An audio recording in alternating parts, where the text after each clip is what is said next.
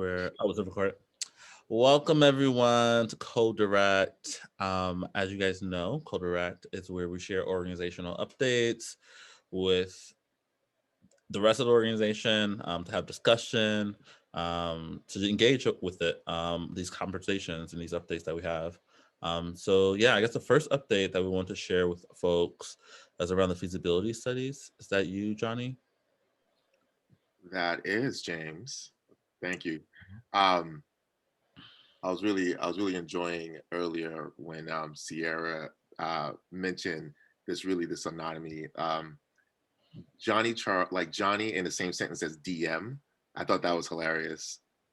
Yeah, when in terms of like we were talking about like in support of the ground rules, and like if you want to just for support DM us, and I'm like I've never been DM in social media, so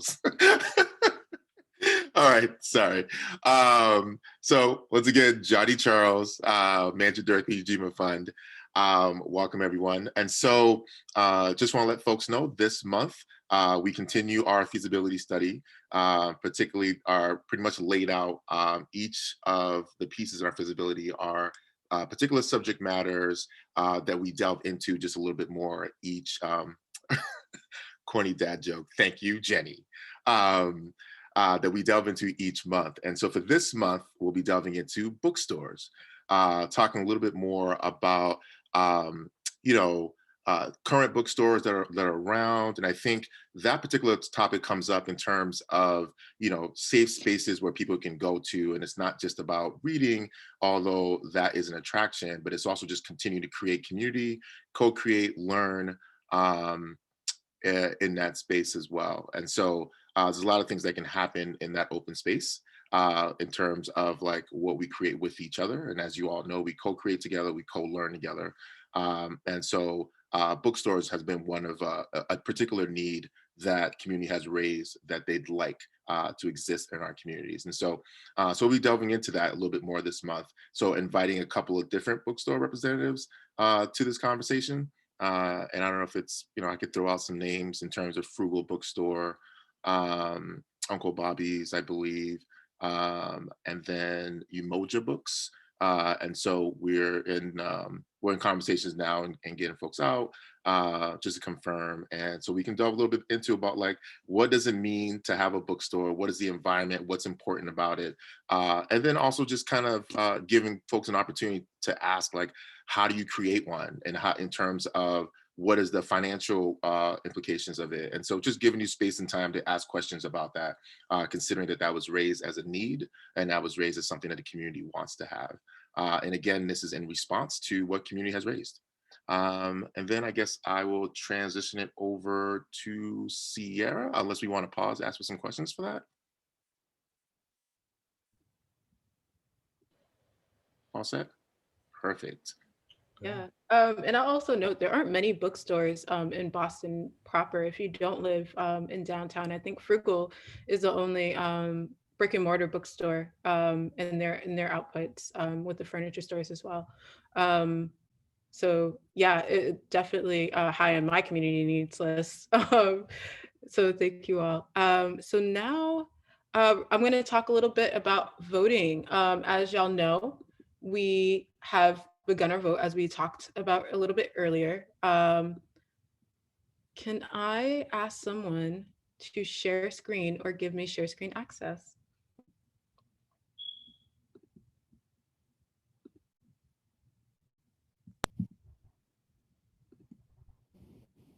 Oh, thank you. Oh, I get both. um, okay, so it's time to vote for the Ujima Citywide Investment Plan 2021. It's time for us to get more names to invest in. So if you are a voting member, you should have received an email on March 2nd. And we did also launch our Facebook event to get the word out. On March 9th, we'll also be doing a dedicated email to Solidarity members, and we are also going to do a text. Oh yeah, what is a voting member for those that are new? Thank you, Jenny. A voting member is a person who is living in Boston that is working class or POC. or recently displaced working class or POC person from Boston. And so how that designation shows up is that you go to our website, ujimaboston.com/join, and then you join our membership. And we ask that, people choose their designation carefully.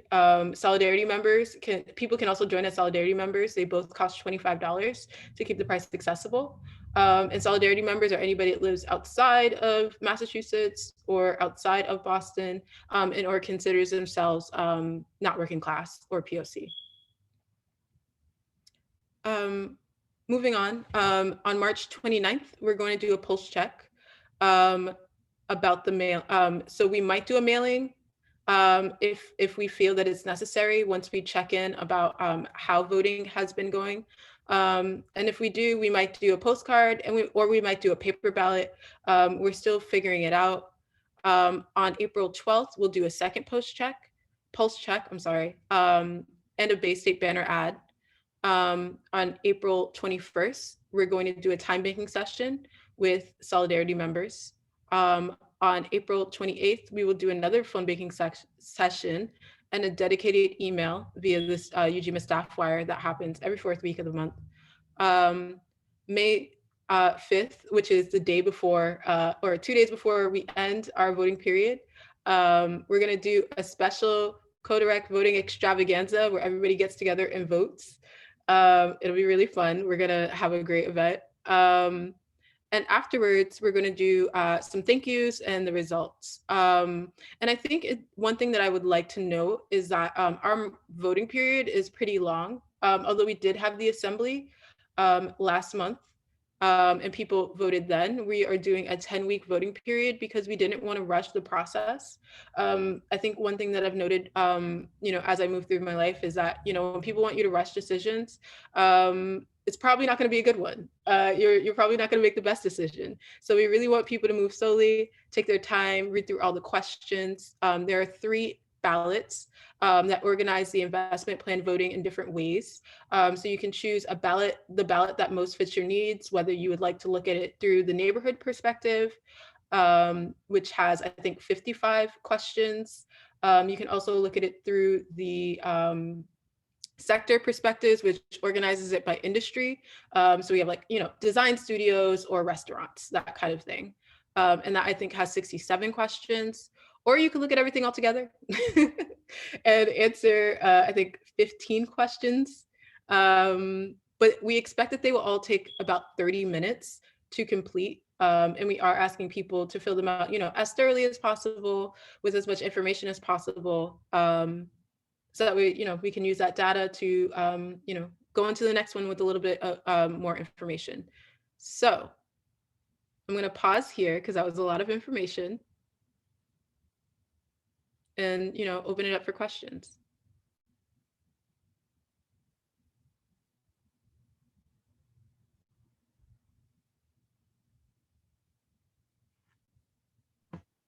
I think the only question I had, Mia answered previous for me, but for some of the assembly folks, they went through a similar exercise. That was not the official one. So, so in case you were wondering. Okay, yes. And there's also, just for people to note, there's also a second opportunity. So one thing that I forgot to mention is that we do have, thank you, lady, for raising your hand. There is also an opportunity for people to name businesses for the 2022 investment plan after you go through this vote. Yeah, lady, sorry, did you want to ask a question? Yeah, I mean, you mentioned the number of questions for both the neighborhood perspective and the industry sector perspective, but did you say there were 15 questions for the overall perspective as opposed to Yes, and the reason that is because, for instance, in the holistic section, there's only I think 4 questions that ask about every single business on the business plan, and there are over 75 businesses on the business plan. For the neighborhood sector, we broke it down by neighborhoods. So for instance, in Back Bay, there are only 5 businesses. So you're answering 4 questions about 5 businesses. So it gives you, it's just depending on how you process information. you know, and what you would like to look at, that will inform your choice.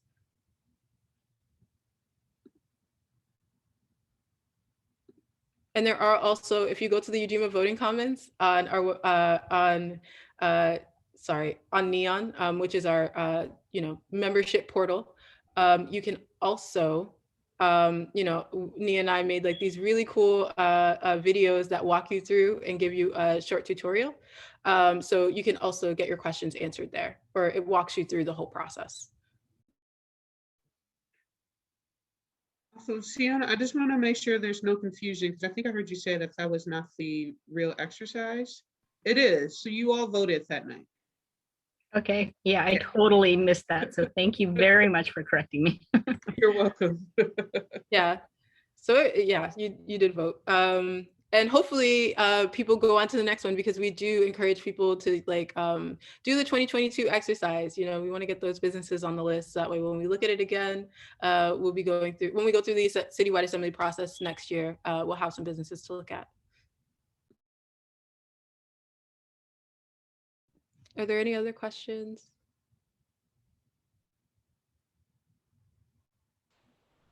I guess I have one quick question. If you know of a bookstore that's not on the list, where should you send that info? Oh, a bookstore for our feasibility study. Yes. Yeah, just tell us. Just drop it in the chat. Oh. Yeah, but And if you also have a card, oh, sorry. Does it have to be in Boston proper? It's in Roslindale. It does not have to be in Boston proper. Okay, great. I'll drop it in the chat for everyone. It's a really cool place. Okay, awesome. Yes, thank you, Nia, for dropping our necessary systems page into the chat. So if you go to that page, you'll find further. It's a landing page with further instructions on the vote that takes you to the Ujima voting commons at the end. So y'all can do your thing and get to voting.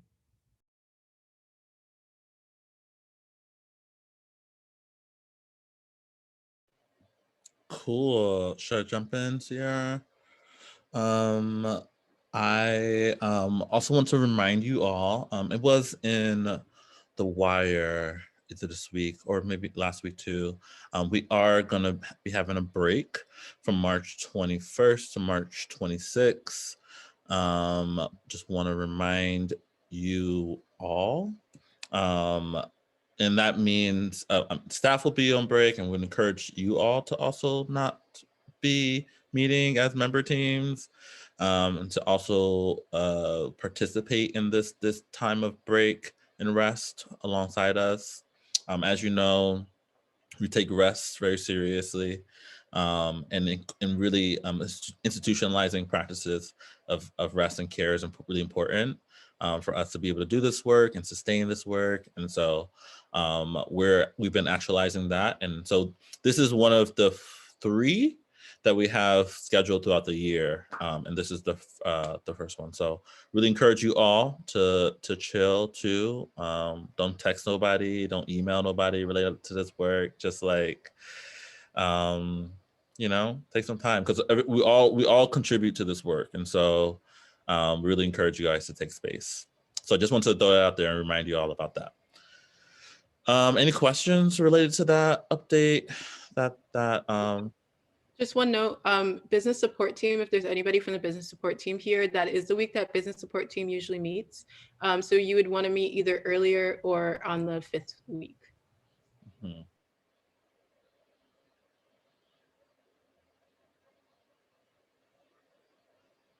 Cool. Sounds like everyone's like down. They're like, yes. Cool. So I guess we're going to transition to a discussion. So love some engagement, insight from y'all.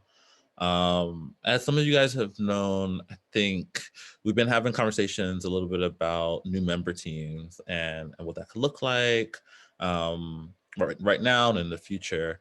One of the conversations that has emerged for us is really thinking about the future of time banking function. As you know, time banking is a huge sort of pillar of our work. As most folks understand, or I think how we generally define it is like a system of exchange where the unit is like person hour was time. And that is a practice that we have within our ecosystem, and have had tremendous success in sort of incorporating that into our work. Our platform has seen a lot of activity and a lot of membership actually this past year. And we're like wondering, like, how do we like move this work forward in a way that's like reflective of like who we are and our values.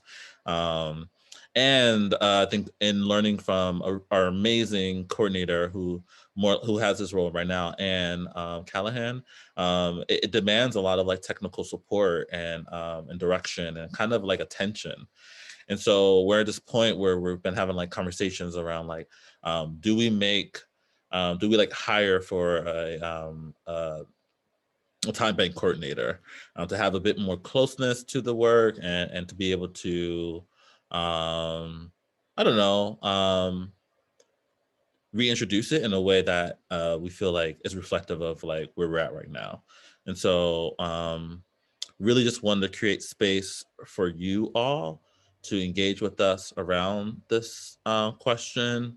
And this is specifically around time banking outreach coordinator, not around any other type of coordinator, whether or not we think that this is helpful and needed as it relates to that function and that work. Again, we want to really elevate this work because I think the fun gets a lot of attention, and but we want to recognize that it's like not only about like that type of capital, but like time capital, and like this is an investment in that effort, I think. So yeah, any thoughts, questions, and also additions from the team? Yeah, thank you, James. And apologies if you said this already. I was looking at the chat, but just some extra context, because I think we wanted to make sure we also noted the difference in our view between getting a coordinator for this team, for example, and doing similarly for other teams, because we've had other teams kind of ask about a dedicated person for them.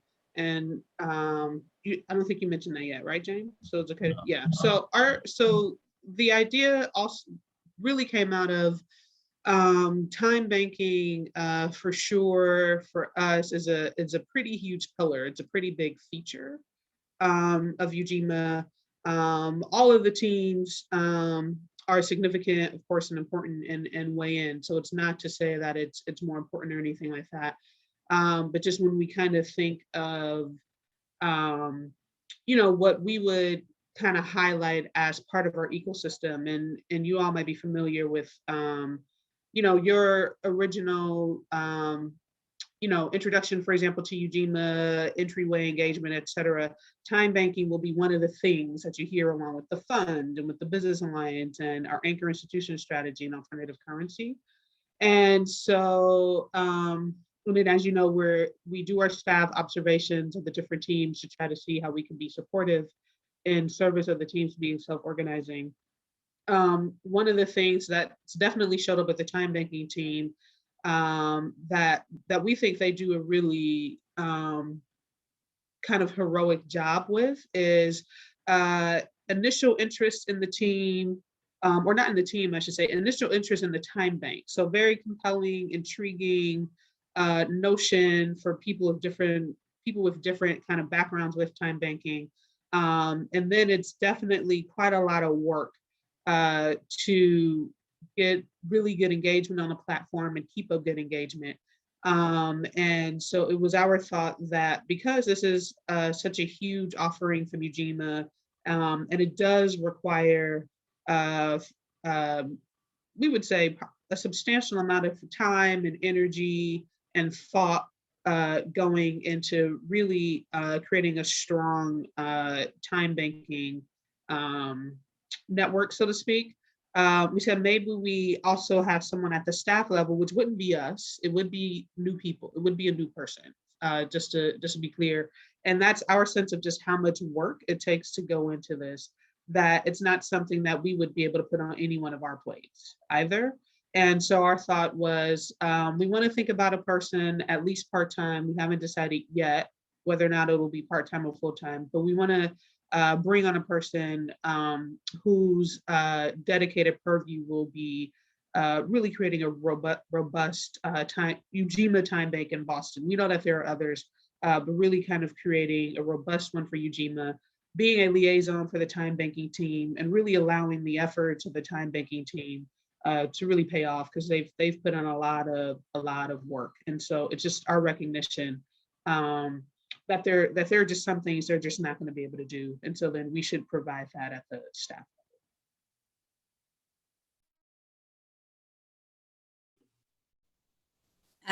I think that's really amazing, and shows like a lot of growth and a lot of energy going towards an area that has had a lot of like enthusiastic members, and you know, building out that line of support sounds really great. And I mean, investing in a technology or a database to help with something doesn't mean that it is always going to just perform to your expectations, or it needs to grow with you. And so I think that's an amazing, I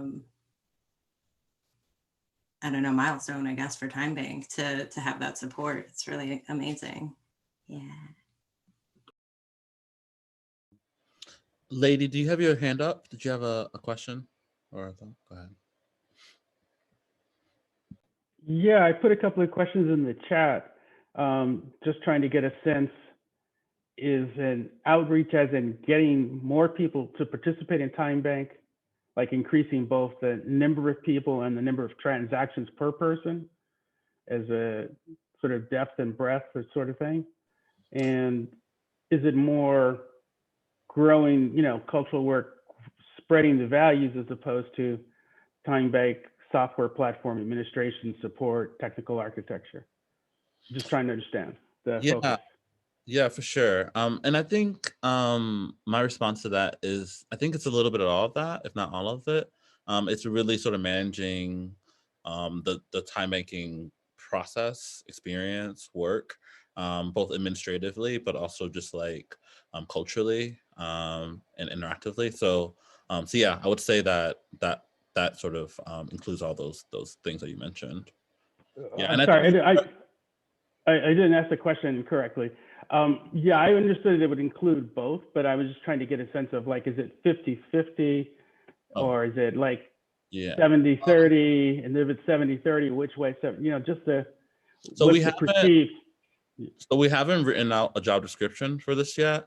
And so right now we're just sort of just trying to present it as like, do y'all think this is like a good idea? Is this something that we think we should invest in as a community? And then once from there, we'll sort of like get the details to like the time allocations. Just a thought about maybe this should be something the arts and culture team gets a little more deeply involved in, because Ujima's done a great job of putting the foundational stuff for the time bank, but I think the attraction needs a really unique and creative and evolving strategy and method to attract people to be involved in it. It's not just like, you know, a marketing thing where you like, go buy apples at this store because they're the best apples. This is something totally sensitive and different. And, you know, maybe even thinking from the roots of it, like not calling it a time bank, but calling it something like Festival of Dreams, or, you know, your dreams reality, or, you know, something that's totally not related to work. You know, people hear time bank and they think, oh, work, you know, I have to post things and monitor them. I tried putting something on Craigslist once and it took, you know, hours and days. You know, so yeah, I think it's definitely worth investing in for Ujima, but the way we go about investing in it, I think needs to be discussed a little more. Thanks. Yeah, no, thank you, Mickey. I appreciate that. And I think you hit the nail on the head as to why we said maybe we want to have a role for this person at the staff level, because just with regards to the collaboration with the arts and culture organizing team, for example, that's definitely come up before. And so then there's the question of, well, how does that actually get activated? How does it actually get implemented? And so it's our thought, for example, that that person could be helpful in, for example, actually getting the two teams together, because it's an idea that we've heard separately in a time banking meeting, and it's an idea that we've heard separately in an arts and culture organizing meeting, and those ideas haven't come, those two groups haven't come together, and those the same idea in the two places haven't combined. And so it's our thought that that's part of the role of that person is to do exactly what you're talking about, is to be helpful in that collaboration, and again, right on the money. So and I think this partially answers Lady's question too, just about kind of like the ratio with regards to outreach, and what I hear is kind of like more like practical or logistical, to your point, in terms of like what we could think of as traditional marketing, Mickey, versus something that's a little more deeply rooted, which is why I hear you saying and talking about cultural values, which is what I picked up from Lady. And so, for example, one of the ideas that we've had at the staff level, and this was from Sierra, was, just for example, just thinking about time.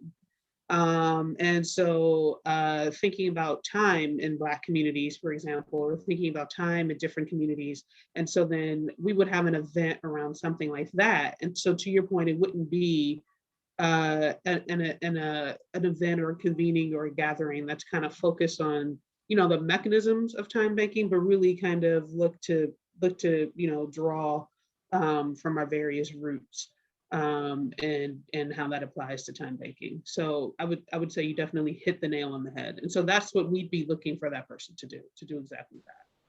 Cool. Maybe in the interim, we could all just, if you have a pad, we could brainstorm names for the whole thing as to what it means to us. Just an idea. Thanks, Mickey. Hey everybody, it's Lars.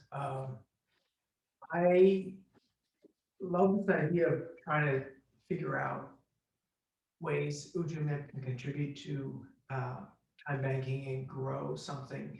And I don't know the answer to this question here, but I feel like there's an opportunity to build upon the momentum behind cryptocurrencies, the backbone that exists there in cryptocurrencies that doesn't exist in time banking yet. I know there have been efforts to kind of like really legitimize time banking as a exchange value, but it doesn't seem to have caught the same level of credibility for whatever reason as cryptocurrencies. And I don't know what mechanisms I don't know what lessons we could learn from cryptocurrency, but I'd be more than happy to help answer that question if they apply to time banking. And then the other piece that that I wonder about, related to what folks were talking about here, like Lady, for example, is the relationship between time and commodification. And is time what we want to be focused on? It seems like I like the idea of dream banking or love banking. Like, I don't know what it is, but I feel like there is an opportunity to both step out of the commodity frame, but then also help, whether it's cultural creatives, meet real needs, like the cost of housing. How can we tie what we're doing to the cost of housing? And I'd be more than happy, maybe other folks here can do it better than me, but connect into the city of Boston, to the arts and culture office there, and say, look, there's a crisis in affordable housing for artists. If you're committed to this agenda, how can we link what people voluntarily do with a reduction in the burden of housing and the spaces in which we want to do that work? So just a few random thoughts, but I'm here to help. I love the envelope of the idea.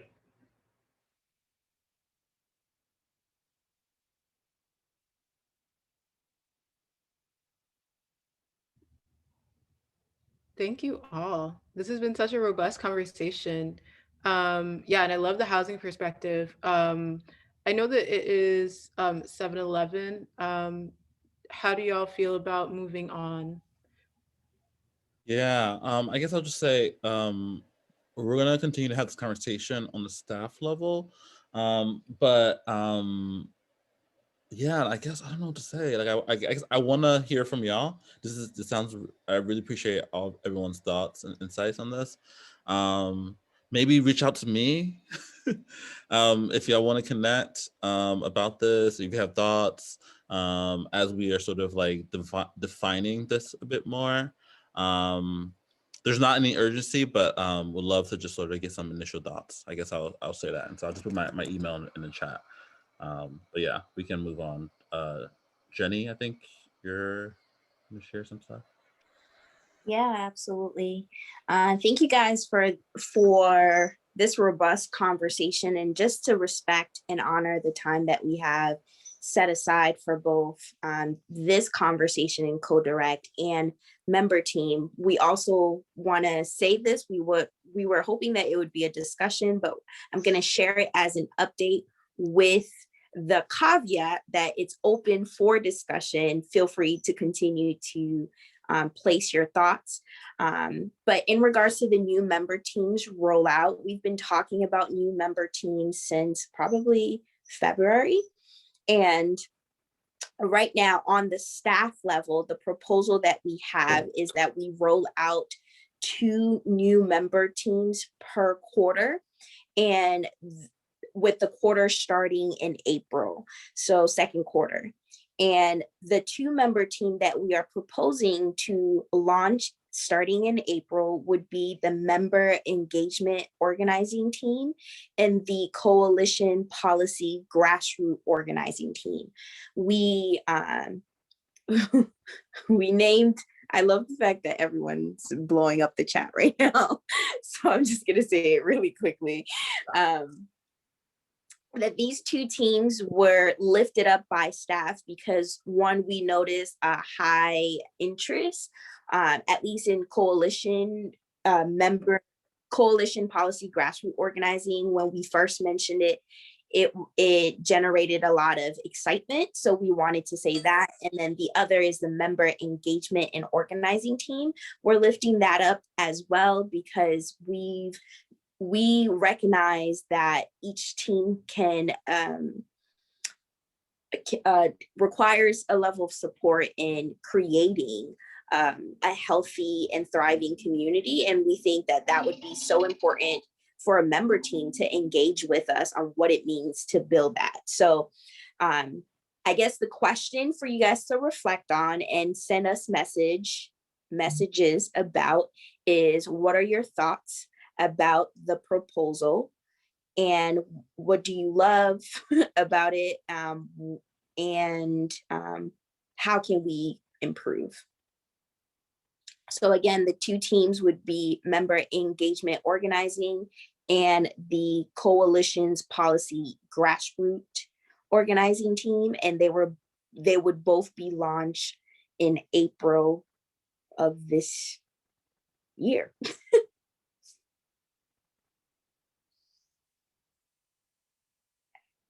And because it's 7:15, I'm gonna pass it back to James and Sierra to kind of. Jenny, would you mind just, if you have that something you can type in the chat, just the brief description, I'll put it in the notes. I'm just trying to catch up with the notes, so thanks. Sure. And actually, Jenny, why don't you just go ahead, or Sierra, or whoever, because and I'm just saying Sierra because I know Sierra has to type about it a lot for times. Maybe why don't one of you just say it out loud for Siona so that Siona can get it into the notes. And John is asking a similar question. So we're going to go a couple minutes over. I think that's fine. So John is asking, can you say a word about the mission of each new team? So I think it's okay if we say that out loud so it gets in the notes. Cool. Sierra, did you want to do that, or would you like me to? Yeah, no. So we talked about the member engagement and organizing team. So the member engagement and organizing team, sorry, my enunciation is really bad today, would help us onboard, I guess, new members would be like the snappy way of saying it. Like that's a snapshot, but it's also like a celebration of membership in general, I think, and improving the member experience at large.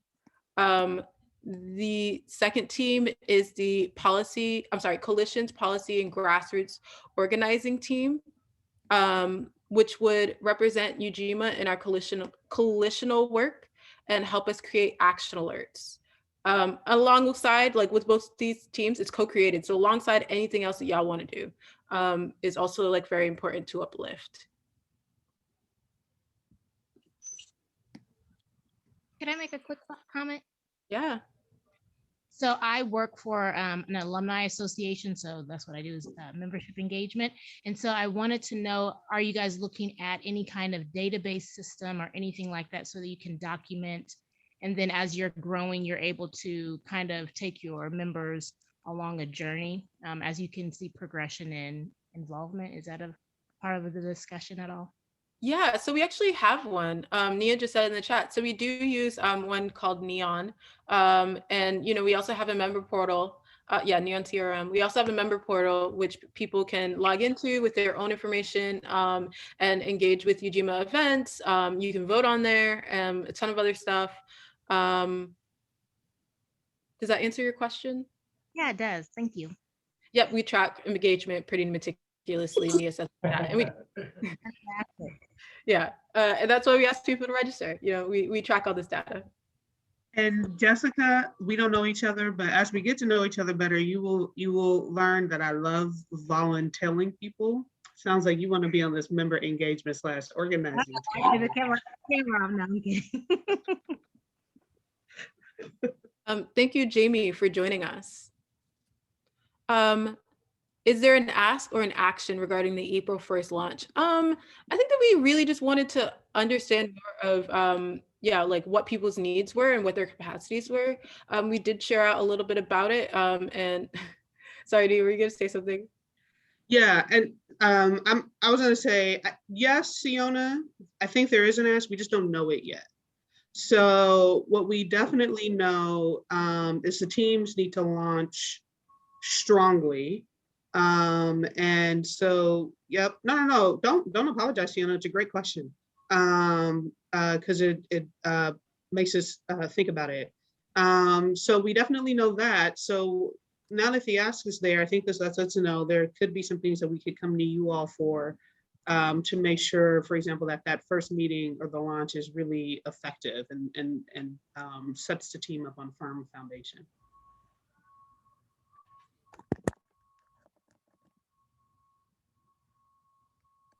Yeah, so Jenny said in the chat as part of the reason we're having this discussion. So this is great. And Mickey, just so you know, Sierra dropped a doc in the chat for the banking idea pad that you talked about. So she's made one and she's just dropped it in the chat. Thanks. Yeah, and if anybody has any ideas, please bookmark it and come back to it to let us know. Yeah, and just to quickly say about the coalition Grassroots, that would be a group that will sort of be following some of our coalition work. So we're part of a number of coalitions. We talk pretty heavily about the Black Mass Coalition, but we're partnering with a lot of grassroots organizations that need sort of responsive need responses to like actions that this group would sort of help us manage and facilitate as it relates to our community. And so it's really an opportunity to, I think, get to learn a lot about the grassroots organizing like climate and so the movement that's happening and the ways in which we're like connected to it directly. So that would be sort of the goal or the intention around that group. Yeah. And I know that we also have like a lot of pilot folks that are already involved. So this would also be a space, pilot is, we're also partnered with that effort. So this would also be a space for that. Exactly. Cool, everyone. Thank you so much. I think we are over time. So we are gonna stop the recording and pivot to